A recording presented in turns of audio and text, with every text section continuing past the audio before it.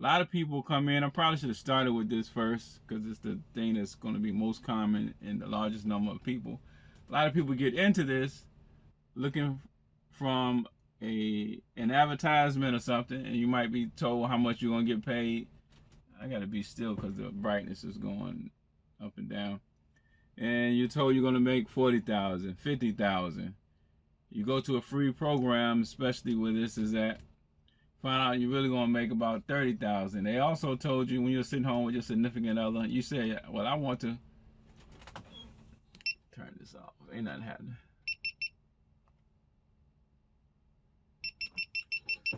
You also told them that you want to drive, but only if you can be home on the weekends. They say, yeah, we got weekend jobs. You go out there to training, you find out that you're going to be gone for 5 weeks, and then you may or may not come home right after training.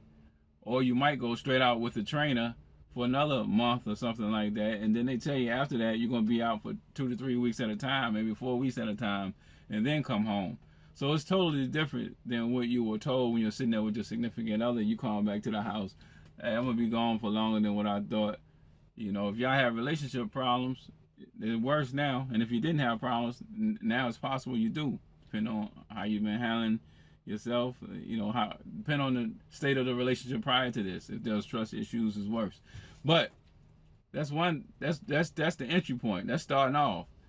Then you learn later, because you won't learn right then. You'll learn later that you're not going to get as many miles as you thought, or the pay rate wasn't what they promised you. Maybe it will be after 6 months or something.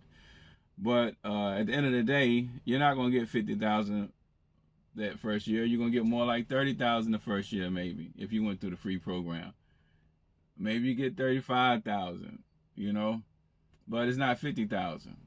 And so that's different. And they're sending you places that you don't like and you don't want to go, and you're not comfortable yet, and you're locked in. So all of these things, I'm going to a place where I'm explaining in the other video now. But anyway, the point is, you know, how do you internalize all this stuff that occurs, you know? So these are the different things that could stress you in trucking. And it's just something to be mindful of, be aware of, before you decide to become a trucker, so you can decide on if you want to go ahead and do that.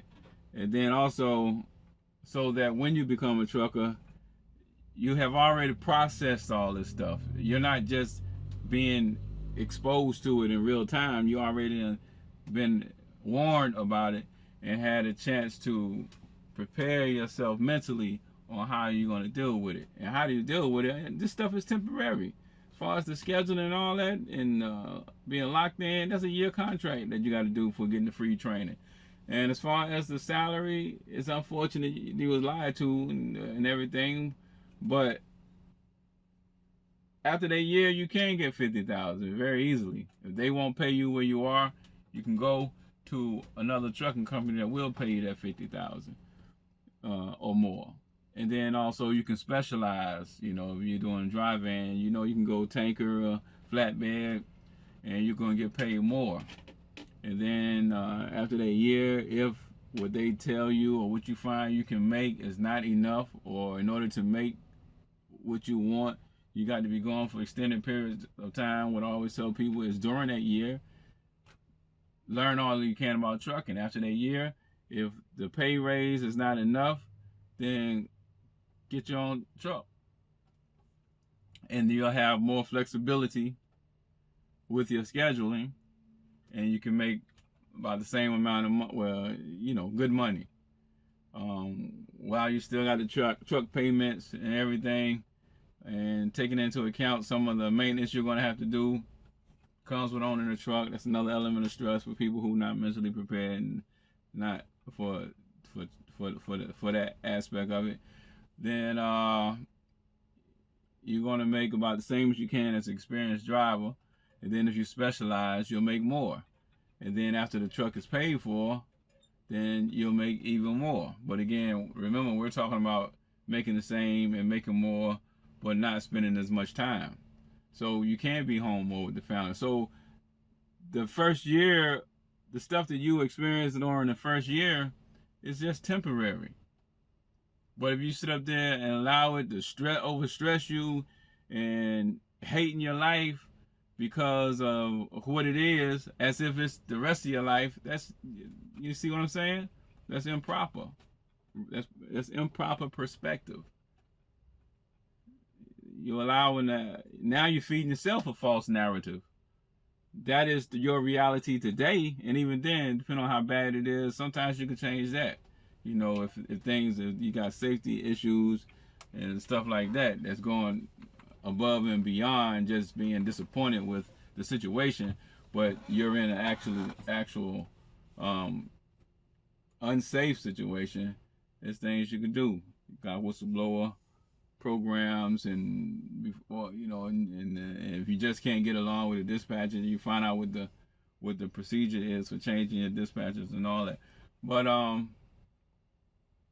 why did I start this video? Because I'm just sitting here. But yeah, so just quick little video, give you something to think about, and I'm gonna end it right there. Oh yeah, so subscribe and everything if you want to see this other video that I'm working on. It's about relationships, basically. It's deeper than relationships. It's addressing a post that said trucking is the worst job ever. Okay, well they're definitely going to load you today. I know that. They sent an email later last night. So let me see what they're doing now. All right. Thank you. All right, I'll get back to you. Thank you. So there's no communication error. Maybe something came up keeping the guy from being here on time. Broker finally answered. So yeah, he said he spoke to the people last night, so they're definitely gonna load the truck. Hopefully something didn't happen to the guy. He having issues.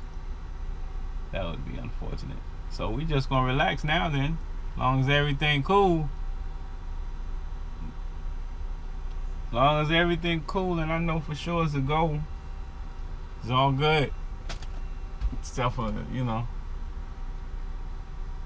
wasting time. I don't know if they paid attention after 2 hours or 3.